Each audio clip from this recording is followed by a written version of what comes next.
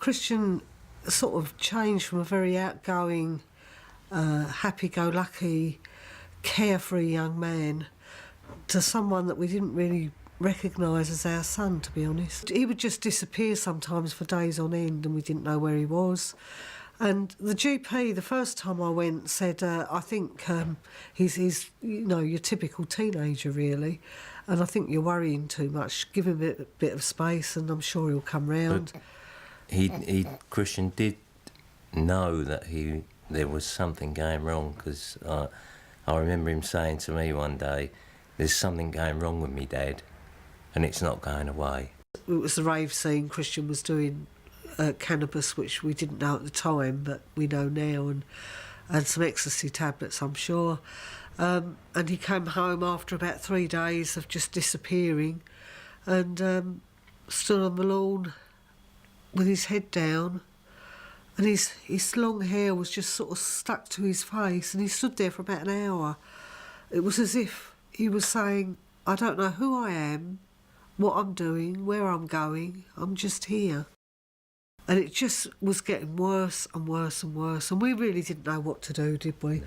So I actually, the day of when it rained so hard is the day I knew I've got to get some help. And the next day a friend from work whose brother suffers from schizophrenia came to the doctors with me, and she spoke up because I was by then sort of in bits, and she said, "Do you think her son's having a mental breakdown?" And the doctor said, "I've no doubt that he is." So she said, "Well, how do you expect him to make the decision to see a psychiatrist? Because those two things don't go together. If you're mentally breaking down, you're not logical, are you?" she said. And I was so glad she was there. And he then sent 2 social workers round who spent 20 minutes with Christian. He was literally wasting away because he wasn't eating, was he? No. He was 8 stone 2. He was 8 stone 2 and he's 6'2". Yeah. And they came out of the room and said, "He's very thin, Mrs. Wakefield, surely you noticed?" And I said, "Well, yeah, actually, yes, I did notice, and I've been trying to get help." And she said, "Well, within 2 weeks your son would have been sectioned." And that's how it all began, really. He relapsed in 97 when he was 23. What happened was my oldest son left home to live with his girlfriend, and we didn't realise the impact that had on Christian and how much he missed Stephen. And he relapsed 2 days after Christmas in 97. He spent 5 weeks in an acute ward and then 5 years in rehabilitation. So he was 2.5 years 24-hour care and 2.5 years 12-hour care. And we used to go and visit him. Me, Paul and Stephen used to go and visit him, and Stephen's girlfriend. Not many people did go and visit him because that's how it is. It isn't just the service user that is isolated. The whole family becomes isolated. And 2 years into his stay at Waymarks, he was put on Clozaril or clozapine, and we used to go and visit. We used to go in the week, didn't we? And then we'd bring him home on a Friday and he'd come home for the weekend. And prior to this, even some weekends we'd had to take him back because we just couldn't cope with him. But as soon as he went on Clozaril, there was a difference. And you're sort of frightened to believe it's happening. So I would say to Paul on the way home, "Do you think he's different?" And he'd say, "Well, I think he is, but I'm not sure."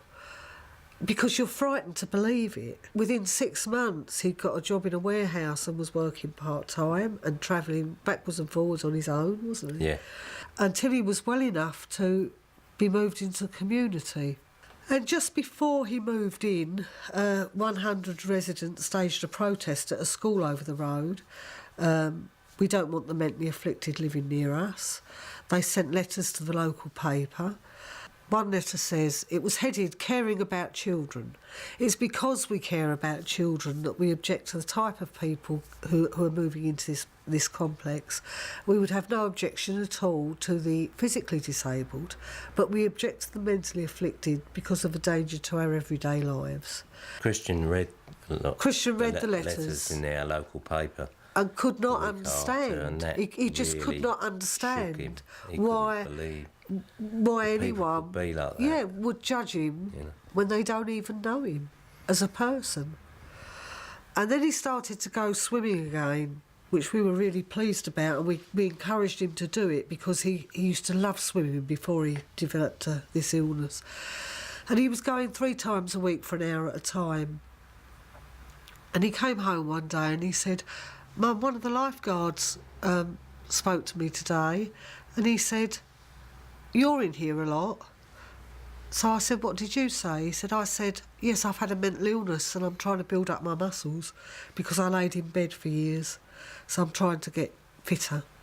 It was like a gut feeling. I thought something is going to kick off. Something is going to happen here. And I kept saying to you, didn't I, something's going to happen. And the next time he went, I was at work and he rang me at work and he was crying and he was shivering at the same time. And he kept saying, what were they talking about children for? What did they mean about the children? So I said, "Christian, what are you talking about?" And 2 uniformed police officers had called him out of the pool and said to him, "Why are you in there while there's children in there?" And of course, Christian then became very depressed and was put on Prozac. Christian has recovered to an extent that I never dreamt he would ever recover to, really. But there's lots of reasons for that. I think one is the fact that he was given an award locally. They have like a Thurrock Civic Award and he was given the Mayor's Award. There's certain categories and it's for people that have coped in the face of adversity. And Christian went up on the stage and he said, this award isn't just for me, it's for all those out there who suffer from mental illness. And then he read a poem called Moving Mountains. Love, I think, is the main mover in recovery. The main mover is love, knowing that he's loved and cared for. Talking therapies, having a job, being able to say to people, if he meets old school friends, I work in an office at a local hospital. That's a big part of society again. Direct payments. The fact that he's got a personal assistant who goes out and about with him and helps him with cooking. And she really has turned his life around. She has turned his life around. She's amazing. Talking therapies, the right medication. Recovery I say this is a journey of discovery, opportunities, achievements and hope. It's taken a long time.